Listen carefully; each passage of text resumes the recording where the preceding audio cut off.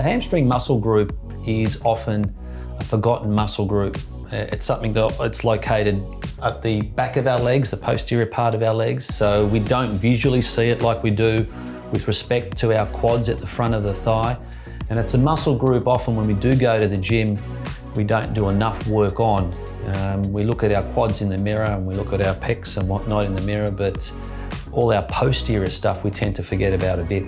So as a result, when we do go back into footy training and games, the hamstring muscle group is unfortunately one that we tear more often. As a rough rule of thumb, the strength is 2 to 1. The quads is double the strength of your actual hamstring muscle group.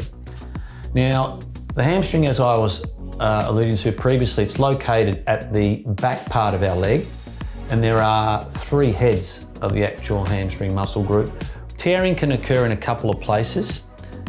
More often than not, we can get mid-belly tears in the middle part of the hamstring muscle group, or often we can get the tear that occurs right up the top. That's right at the top where it inserts into the pelvic bone. The hamstring muscle group is an important muscle group. It goes over 2 joints. It crosses over our hip joint and runs all the way to the back of our knee. It inserts behind the actual back of the knee joint. So when we're looking at the knee from the posterior part, the hamstring will come down, insert across the back part, and the bicep part of the hamstring inserts across the fibular part. So it's responsible for bending of the knee and also for extending our hips. So it's quite an important muscle group. It's important for the hamstring muscle group that it's given attention in the football pre-season training.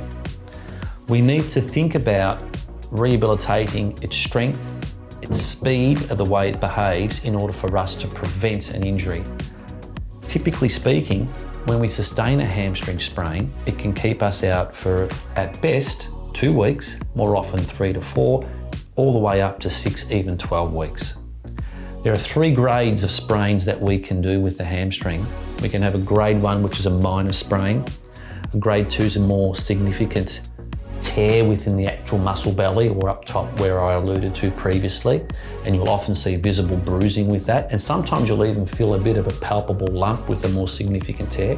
And a grade 3 is a complete rupture.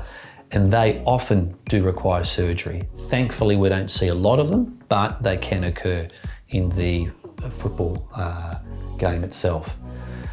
The other thing also that's important to note with the hamstring, and which makes them why they're quite intriguing and perplexing, is that the sciatic nerve, which is the big nerve that comes from the lower part of our back, runs right through our hamstring muscle group. So often when we do tear a hamstring muscle, it can sometimes tether down on the actual nerve itself and give us that back-related hamstrings, which we've heard of in the past. So a player can often run and do lots of activities, but yet they can still complain of hamstring soreness and pain. And when assessed correctly, we can see that it's not so much the muscle belly itself, but more like scar tissue around the actual sciatic nerve, preventing the actual natural slide of the nerve within the thigh itself. So when we're looking at this muscle group as a whole, we need to accurately assess, is it first of all a true sprain? Has it got some other relationship to the pain as well? So one of my favorite exercises for the hamstring is the Nordic exercise. So this is used to help strengthen the hamstring muscle group. I often use it in pre-season as part of training the hamstrings up to get them ready for the season, but I also like it to be used on that Tuesday and Thursday night of training as a way of keeping the integrity of the muscle group up and helping to prevent further injury from occurring. So it's a simple but very effective exercise. Good thing about it, you need one of your footy buddies to help you to do this, so a bit of bonding and also a bit of trust is involved in this.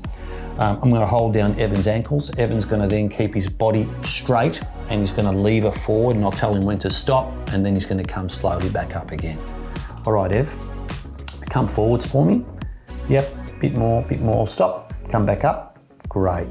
And just one more time, keeping the body straight, good, and then come back up. And you can see with Evan how much of a struggle that is. Ev's had a previous hamstring injury, so he definitely needs to do it.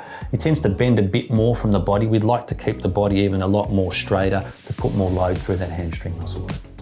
So when we stretch the hamstring muscle group, we need to keep the hip relatively in line with the leg itself. I like to keep the knee straight, because don't forget the hamstring does cross over the actual knee joint itself.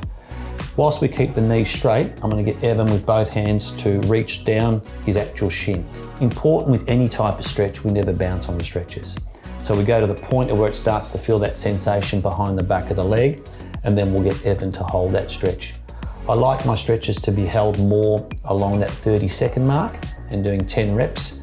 The longer we hold it, the better it is for that muscle tendon unit to adapt to the load that we're placing upon it.